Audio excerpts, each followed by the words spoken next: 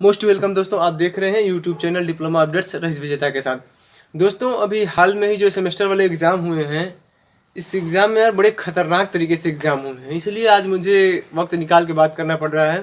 मुझे ये नहीं पता चलता कि ये लोग धरा पे ही रहने वाले लोग बनाते हैं या क्वेश्चन पेपर बनाने के लिए मंगल ग्रह से प्राणी प्राणी पकड़ के लाए जाते हैं। भैया कम से कम इतना तो पता होना चाहिए ना हमारे एजुकेशन सिस्टम को, और जो भी ऊपर लोग हैं उनको थोड़ा सा ध्यान देना चाहिए इन सब बातों पे कि जो क्वेश्चन पेपर बन रहा है वो आउट ऑफ सिलेबस बन रहा है या out of according to syllabus बन रहा है। चलो आप अगर आउट ऑफ सिलेबस बनाते हो तो मुझे उससे कोई एतराज़ नहीं है, मैं भी उसी चीज़ के फेवर में हूँ। लेकिन फिर आप जो सिलेबस नाम का बाउंडेशन आप बना रखे हो, ये किस लिए बना रखे हो भाई? आप निर्धारित कर दिए हो कि आपको ये वाला लेसन पढ़ना है, उस लेसन में ये टॉपिक पढ़नी है, उस टॉपिक पे इतने लेक्चर होने हैं, तमाम सारी बातें आप निर्धारित कर रखे हो, बच्चों के बाउंडेशन में बांध रखे हो कि इस बाउंडेशन में रह के करना है, एक सर्किल बना दिए हो। और उसके बाद जो क्वेश्चन पेपर बन रहे हैं भाई आउट ऑफ सिलेबस। अभी फर्स्ट ईयर की जो सीएम वाला क्वेश्चन पेपर बना है, कमाल का सीएम बना था भाई।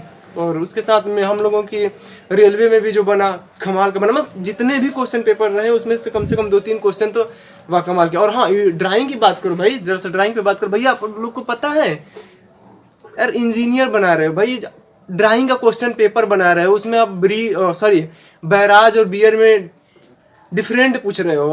मतलब क्या है यार, ऐसे लोगों को क्या बोल सकते हैं? पढ़े लिखे चूतिया बोल सकते हैं, पढ़े लिखे अनपढ़ बोल सकते हैं, पढ़े लिखे जाहिल, पढ़े लिखे चिकलांडू, पढ़े लिखे चमन चूतिया, पढ़े लिखे बेवकूफ़। यही सब शब्द मुझे मिलते हैं इनके सम्मान के लिए, सम्मानित करने के लिए। अजीब प्राणी है यार बच्चे। सोचो जरा सा तकलीफ उन बच्चों को, मतलब एक बाउंडेशन बना दे रहे हो आपकी, मतलब एक सर्किल बना दी कि उसके अकॉर्डिंग आपको पढ़ना है। बच्चे उस बाउंडेशन में ही रह के पढ़ रहे हैं। अगर आप इस चीज़ को सिलेबस ना रखिए, आउट ऑफ सिलेबस में कोई सिलेबस आपका मतलब निर्धारित मत करिए, तो बच्चे उस तरीके से पढ़ें। कुछ भी पूछा जा सकता है तो उस हिसाब से तैयारी करें ना, कि कुछ भी पूछा जा सकता है। अब भैया एक दायरा बना दिया कि ये है सिलेबस आप लोगों का, बच्चे उस सिलेबस पढ़ रहे हैं, उस सिलेबस के बाद भी आप लोग ऐसा पेपर बना रहे हो। धन्य है प्रभु, क्या करोगे? आप लोगों के लिए सिर्फ एक बात बोलना चाहूँगा, पता है क्या करना चाहिए आप लोगों को? आप लोगों को ये हाथ ऐसे करो, उसमें थूको 2-3 बार। थूकने के बाद पता है क्या करना है? उसे अपनी नाक के पास ले जाओ और उसे नाक में घुसड़ दो। घुसड़ने के बाद अगर नहीं 2-3 मिनट तक रखो, जब दम घुटने लगे ना तो दुनिया को अलविदा कह दो। तुम लोगों के लिए यही बचा है अब, इससे ज़्यादा कुछ बेहतर विकल्प नहीं है। क्योंकि अगर आपको मैं कहूँ कि अगर चुल्लू भर पानी में डूब मरो, तो क्योंकि अगर आप डूब के मरोगे ना तो चुल्लू भर पानी भी वेस्ट ही होगा। अब अजीब इंसान हो यार, पढ़े लिखे, मतलब क्या कहें अब? क्या इससे भी मतलब क्या कुछ कह सकते हैं? कुछ तो पढ़े लिखो यार, इतना तो सेंस लगाया करो। मतलब पता नहीं क्या बोले यार, अब क्या बोले ससुरा। अजीब है, मतलब बच्चों को यार क्या समझ रखे हैं? बच्चे चूतिया नहीं है, सब जानते हैं। ये सब ना बोलने पे मजबूर कर देते हो आप लोग, ना चाहते हुए भी बोलना पड़ता है। अपनी आने वाली पीढ़ी और अपने सहपाठियों से सिर्फ इतना गुजारिश करना चाहूँगा, प्लीज़ एक रिक्वेस्ट ही समझिएगा, एक मेरी प्रार्थना ही समझिएगा कि अगर आप लोगों के साथ कुछ गलत हो रहा है तो गलत के पीछे आवाज़ उठाना सीखिए। क्यों? क्योंकि अगर आप अभी आवाज़ नहीं उठाएंगे तो आने वाली पीढ़ी को बहुत ज़्यादा तकलीफ होने वाली है।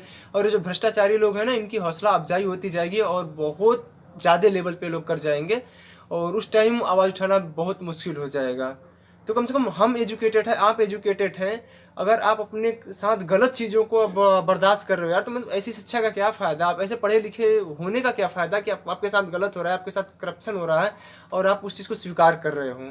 हमारा संविधान कहता है भाई साहब, कहता है कि मतलब गलत चीज़ें, अगर आप कोई गलत कर रहा है, अगर गलत को बर्दाश्त आप कर रहे हो, तो कहीं ना कहीं आपकी भी भागीदारी उतना ही हो जाती है जितना गलत करने वाला गलत कर रहा है। अगर गलत पे आवाज़ ना उठाया जाए तो उतना ही भागीदारी हमारी भी हो जाती है।